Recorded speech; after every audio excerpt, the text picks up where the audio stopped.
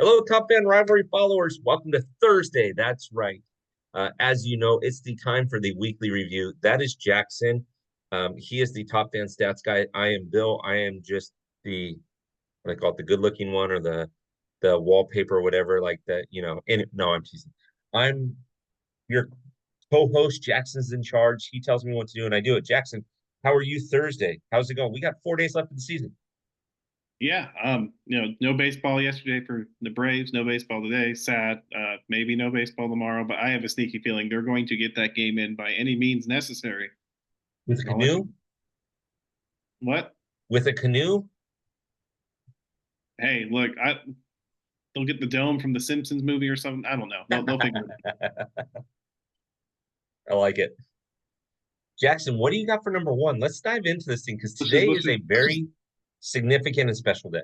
And we'll talk about it in the honorable mention.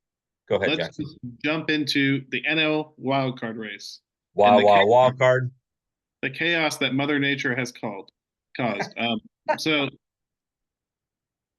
combination of factors due to the Mets playing Sunday night baseball and not being able to come in early for a Monday game, and the weather and a makeup game that was supposed to be today Mm-hmm. that might not happen now. The Braves and the Mets are scheduled for a doubleheader on Monday, the day after the season ends.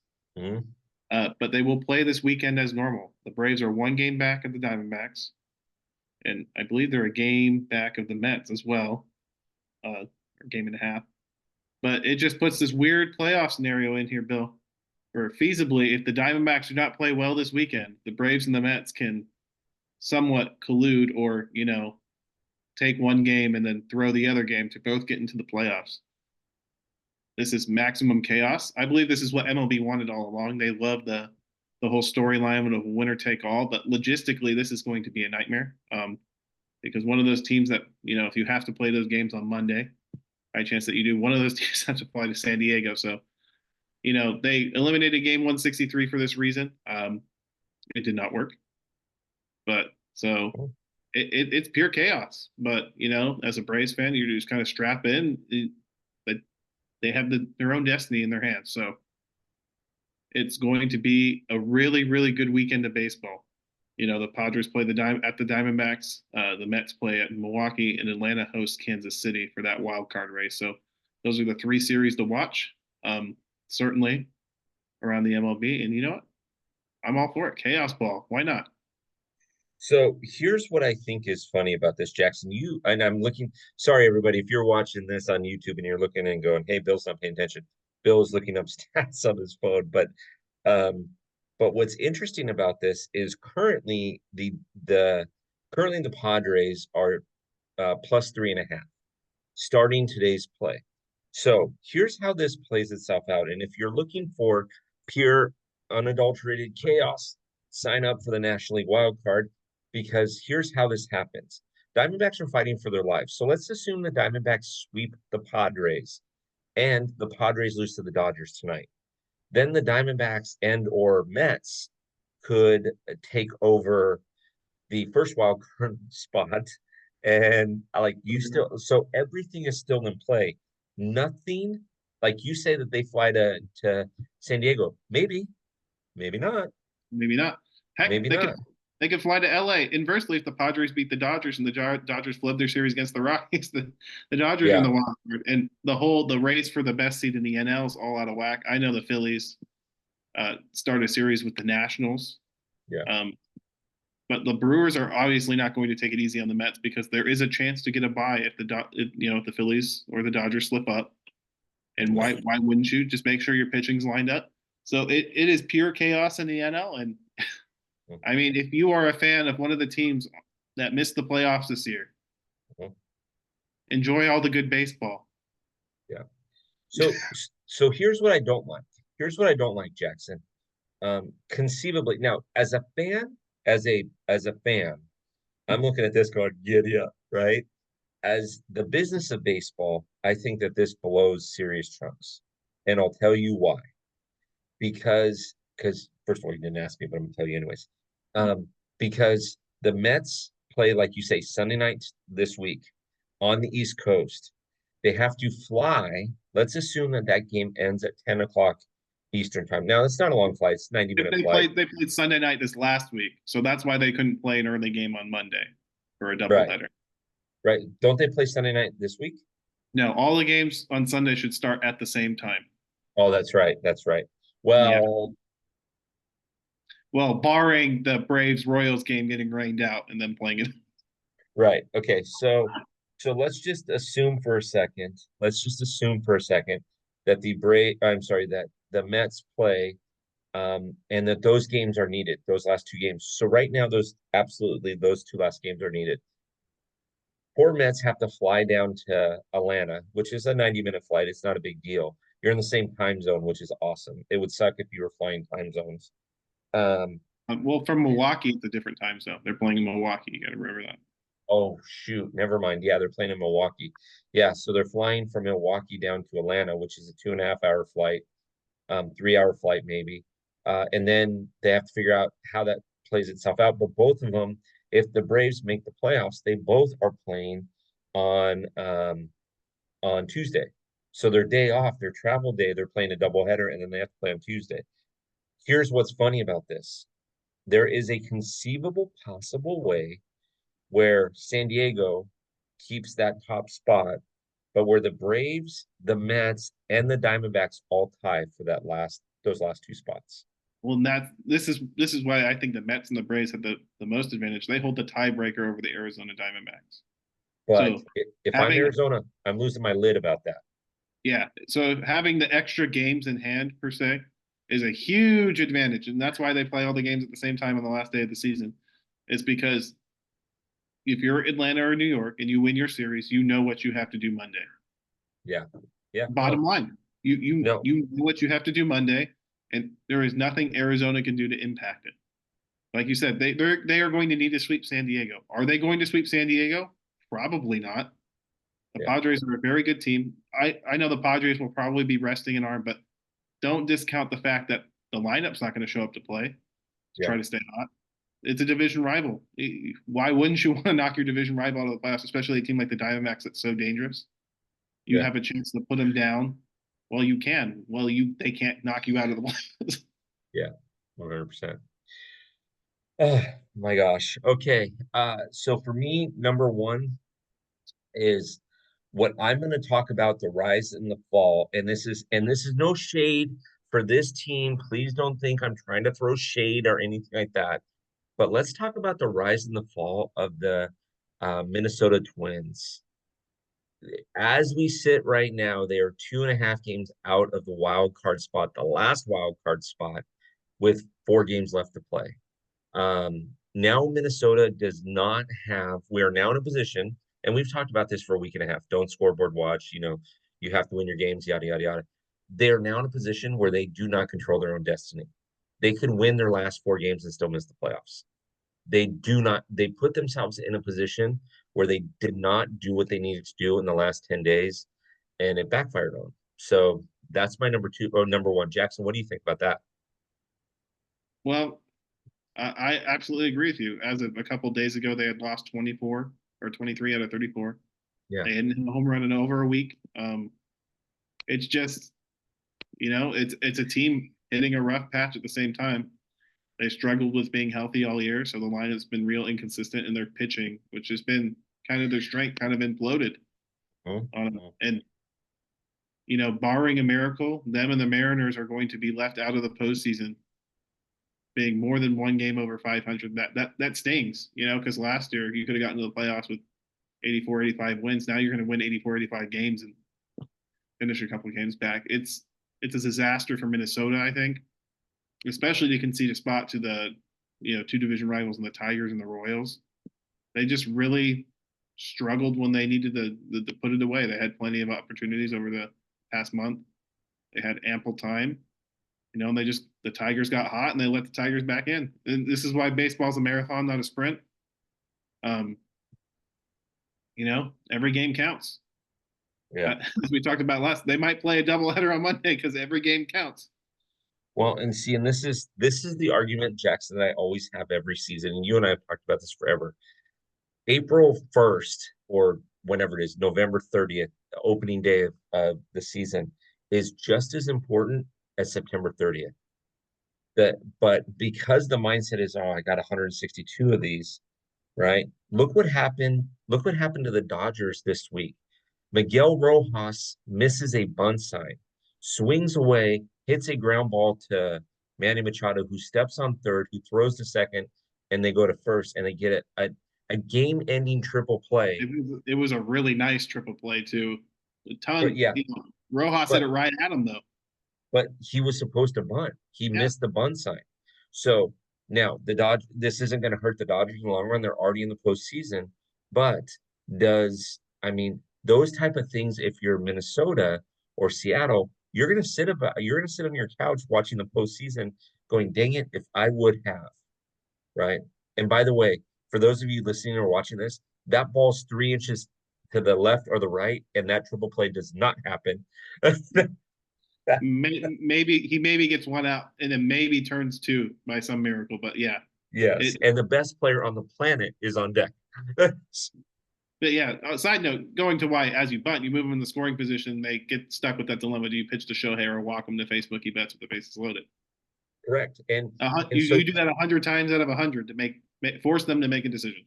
Miguel Rojas lays down a bunt, and this isn't my number one, but Miguel Rojas lays down a bunt in that scenario down the first base line. You now have a scenario where you have second and third and one out, and Shohei, Mookie, and Freddie coming up.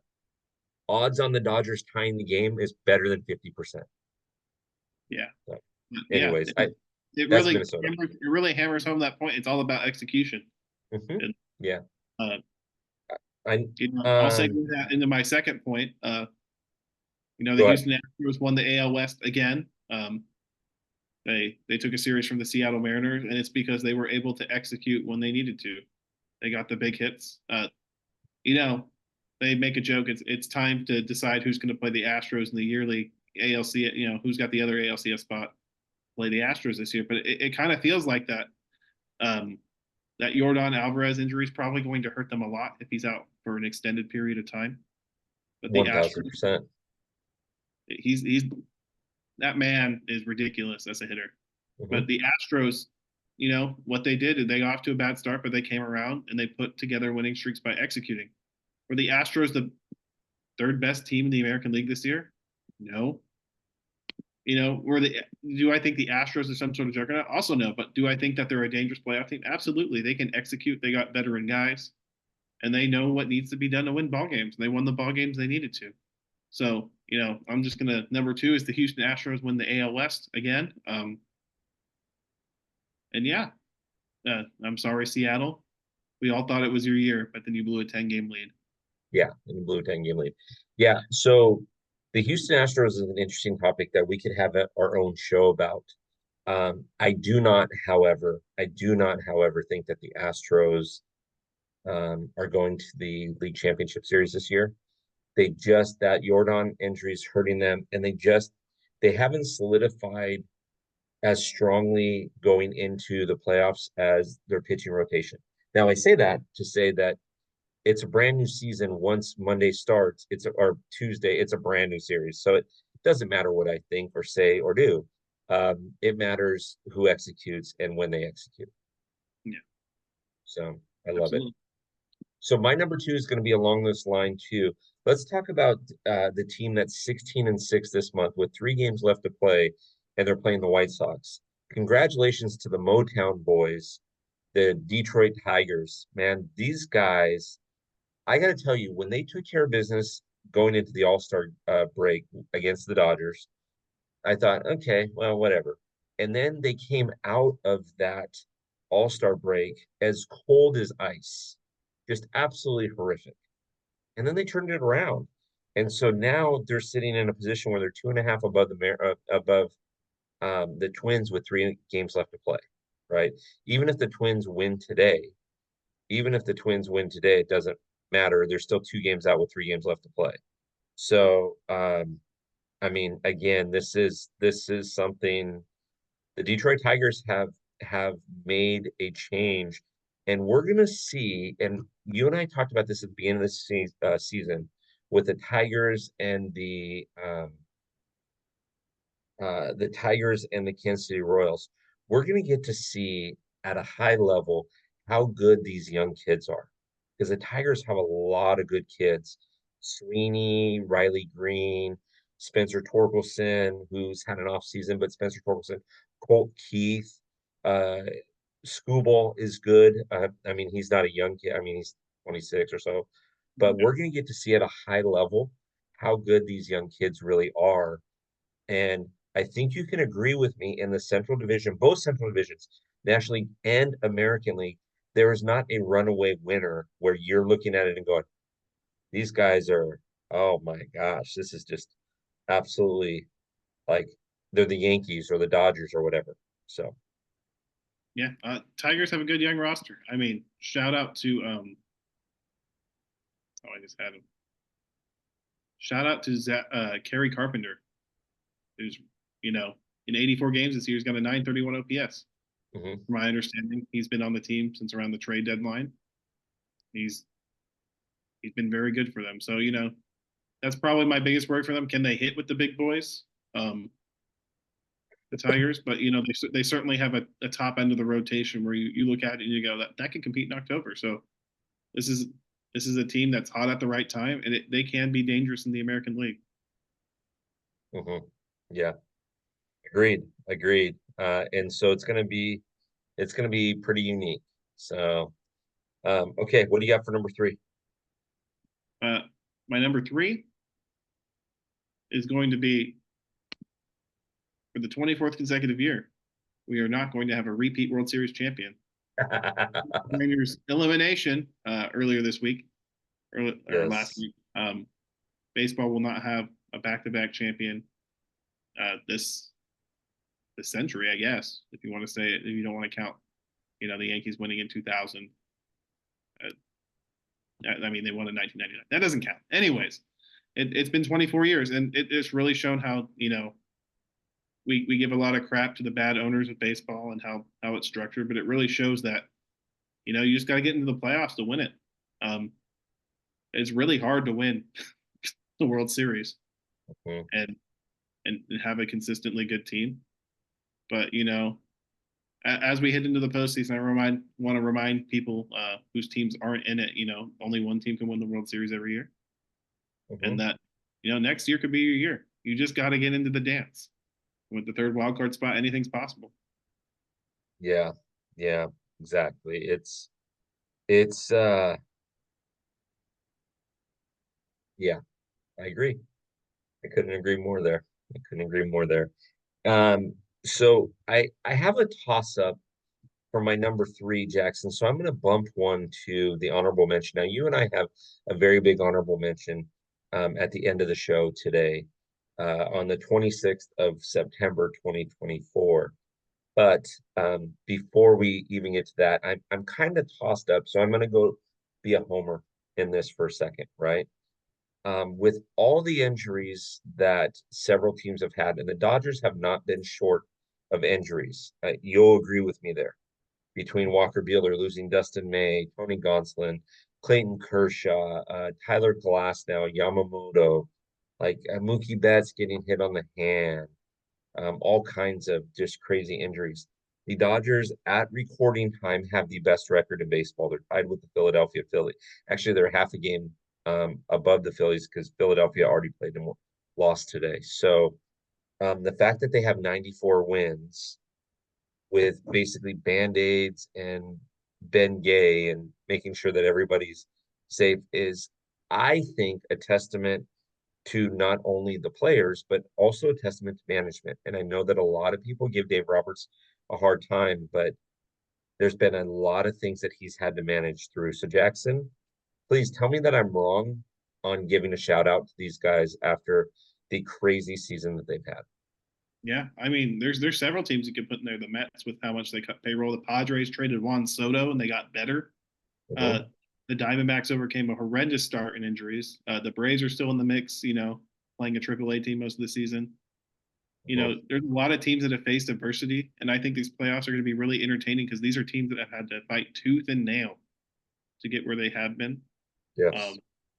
so Yes. entering the last weekend of the season, we say every game counts, and some of these teams are looking forward, but you still got to be wary because Mhm. even a team that squeaks in like Kansas City or a team that squeaks in like Atlanta is very dangerous because they've overcome so much. Yes, agreed, agreed, agreed. 100% agreed. Okay, Jackson, before we get to the big honorable mention, do you have any other honorable mentions?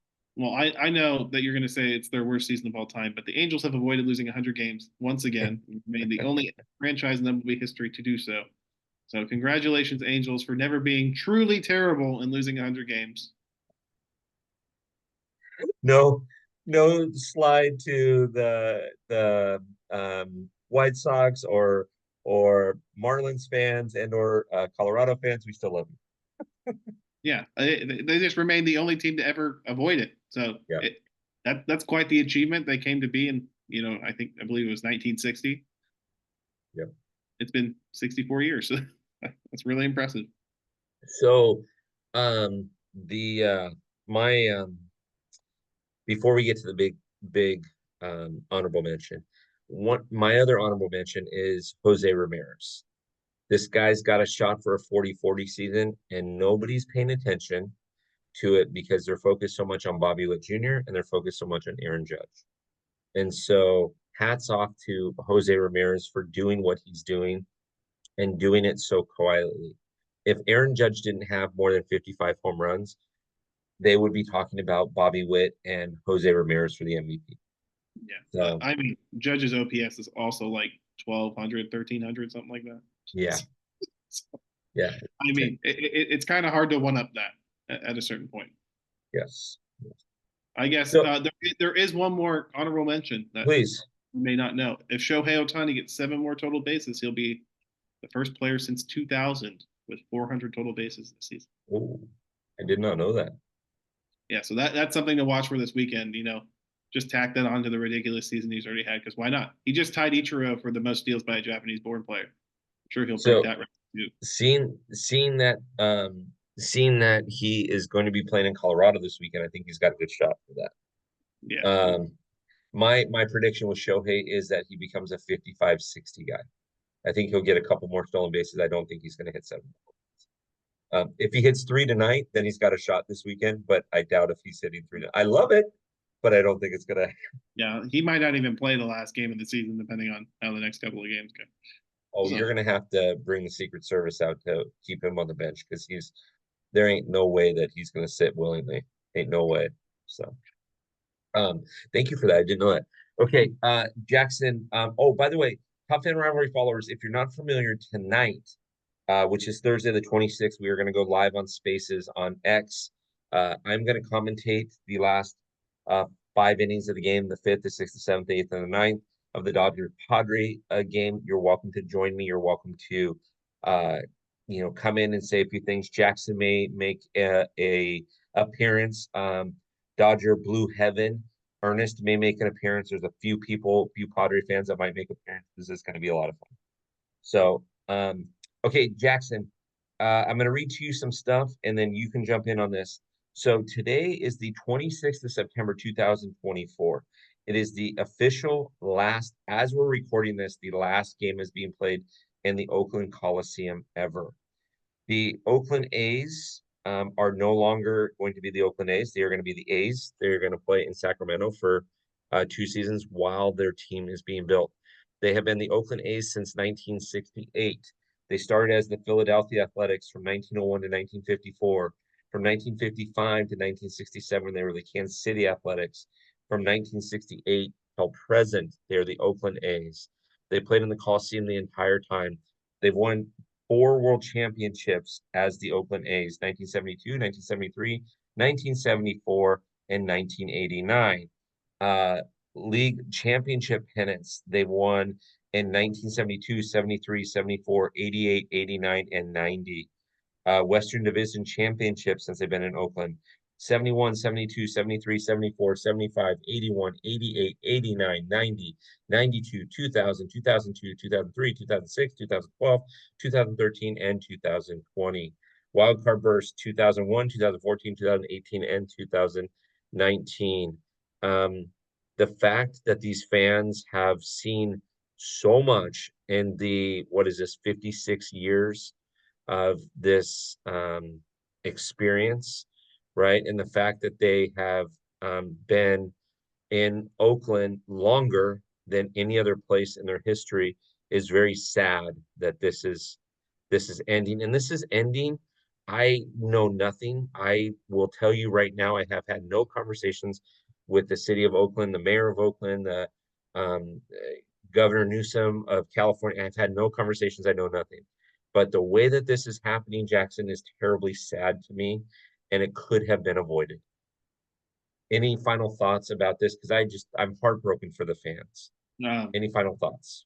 Reading the letter from owner John Fisher, it felt like a sham. It felt like he was deflecting blame. Um, you As know, you know, we've moved uh, before. Yeah, yeah. terrible.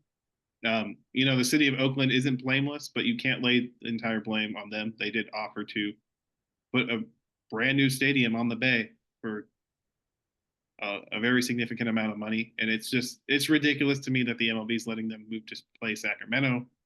I think it's sad. This is the most successful this franchise has ever been, and the owner's just moving it on a whim because he doesn't want to be in Oakland, and that's a silly reason to move a team. Yeah, You see it it with is. this last series here. The stadium filled up because Mhm. the fans wanted to say goodbye. It wasn't for the lack of fans. It was for the lack of support from the ownership and the front office.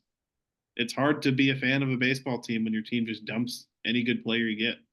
Yeah. I don't blame them for not showing up. Think of all the players they've had over the last couple of years. They had, you know, Sonny Gray, Frankie Montas, Sean Murphy, Matt Olson, Matt Chapman. You know, and these are guys that the A's turned. Josh Donaldson to an extent. These are the guys that the A's, churned out into good players, and they just trade them away, Mhm. and Yeah. they never get anything of substance in return usually. So Mhm. it's years of frustration, and I think it's just come to a head. And I think this is the saddest way for Oakland to go.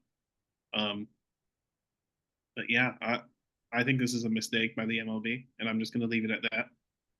Um, but yeah, it's sad, and to those fans that are at the game, I hope you get all the dirt and seats that you want. I'm not advocating that you break the law. I just ask for them nicely; they might give them to you. Yeah, I agree with you. It's so sad to me. I mean, like you said, there's not a reason when a team gets a new ballpark, that's fine. When they're staying in a new city, that's fine. But it's not awesome when they're moving. And I mean, I think of the Astros, for example, when they built Minute Maid Park and left the Astrodome, and the politics that was involved in that, and not wanting. I mean, the Astrodome currently is a storage facility.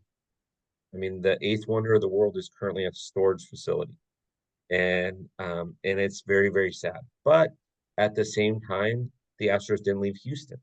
They just moved across town. That's all they did. And so the A's are leaving forever. And it's very, very sad. So It is like you said, the A's were so successful in the '70s and '80s. When you think of well-run organizations in the '70s and '80s, the A's are probably one of the first teams that pop into your head.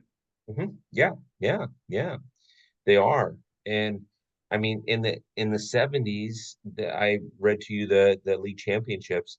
But in the 70s, they won back-to-back-to-back World Series. In the 80s and early 90s, they went to the World Series in the 88 against the Dodgers and lost, 89 against the Giants and won, and then again in 90 against the Reds and lost. But they won one out of three.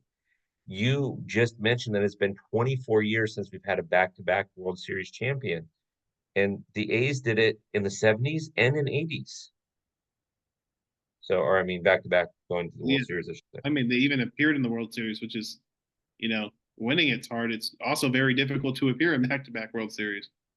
Well, and you have to realize too in the 70s and especially in the 70s, in the 60s, the Yankees were so dominant. The 50s and 60s, the Yankees were so dominant. They were still dominant in the 70s. Remember, the Yankees won world championships in 77 and 78, right? But the A's somehow seemed to beat them out and got to the World Series in 72, 73, and 74 and won those. Yeah. So, that. The A's are a fantastically good team historically. They just have not been run very well over the last 15 years. No, I So agree with that. And, this is the end for Oakland, but hopefully soon you will have a new owner and your fortunes will reverse and you won't be bad. Because I I think the A's are one of the people get mad at me. I think they're one of the iconic franchises in the MLB. I mean, look at why their would somebody jersey. get mad at you about Yeah, that? There's a lot there of might truth be to there might be people out there, so I'm just shielding myself early. But their that. their their yellow and green jerseys are probably one of the best jerseys made of all time for any Yeah, sports team, and iconic. they're iconic. Yeah, yeah. Well, Jackson, if I pulled the purse strings, if I had the cash, I would wait until Oakland left. Uh, Oakland left officially, after the end of the season. I would call up the MLB and say, can we please have a um uh, expansion team in Oakland? I'd work with the city about getting the new stadium put up and have an expansion team in Oakland. Heck, put it in the National League if you need to. But there is a group of A's fans that are historically, they love their people, they love their ballpark, they love the atmosphere. They just, it's been poorly managed and poorly run. And like you had mentioned, we can go on in that list. Mark McGuire, Jose Canseco, um, Dennis uh, Eckersley, Dennis, I'm sorry, not Dennis Eckersley, Jason Giambi. Like we can, Catfish Hunter. yeah, Catfish. I mean, there's a Casually number. the best closers of all time. How about number 9/number 44? Reggie, yeah, Yeah, I mean, you could have locked in, loaded him for his entire career. No Angels, no Yankees, no Baltimore, right? And so, anyways, I don't want to rip on the A's. I feel bad for you A's fans out there. We love you. I have empathy for you. I cannot sympathize for you because I don't know how this feels, but my heart breaks for you. And any of you A's fans that listen to this, if you want on this weekly review show with Jackson and I, you just send Top Fan Rivalry a message on Instagram or Twitter, and we will happily get you on. We'd love to hear your stories. So, Jackson, is there anything else that we need to cover today? I think we did a pretty good job, right? yeah. Nothing else to cover. My only note is embrace the chaos of playoff baseball. Yes, next week when we're back, we will have completed the we will have completed the wild card round, or we'll be completing it Tuesday, Wednesday, Thursday, and we'll have some pretty good ideas of what's happening. So, Jackson, I look forward to having some more conversations with you about that. Yeah. All right. Top Fan Rivalry followers and fans, make sure you subscribe to YouTube. Hit us up on X/Twitter. Hit us up on Instagram. Make sure you go to topfanrivalry.com. Check out everything that's there. Last night, we have a private exclusive locker room members only with Team USA former volleyball star Russell Holmes. He talked about the game of volleyball. Jackson, I don't know if you knew this or not, but he didn't start his career until his junior year of high school, and he redshirted his freshman year of college. And yet he still won all kinds of medals and was participating in the Olympics. He started late, but has had a successful career. It was amazing. Yeah. But you don't get access to that unless you have your Top Fan Rivalry locker room. And locker rooms are only $25. And if you Use code Jackson, get 10% off. thank you. One So 2250. 2250 to get baseball content, to get football content, to get all kinds of sports data. Don't forget, Top Fan Rivalry followers, that on X Spaces every Tuesday night at 6 p.m. Pacific time, 9 p.m. Eastern time is Touchdown Tuesday, ran by Megan and myself. We talk about the week of football. So enjoy yourself. Jackson, let's do this again next week. Yeah. All right. I'll have a great week. You too.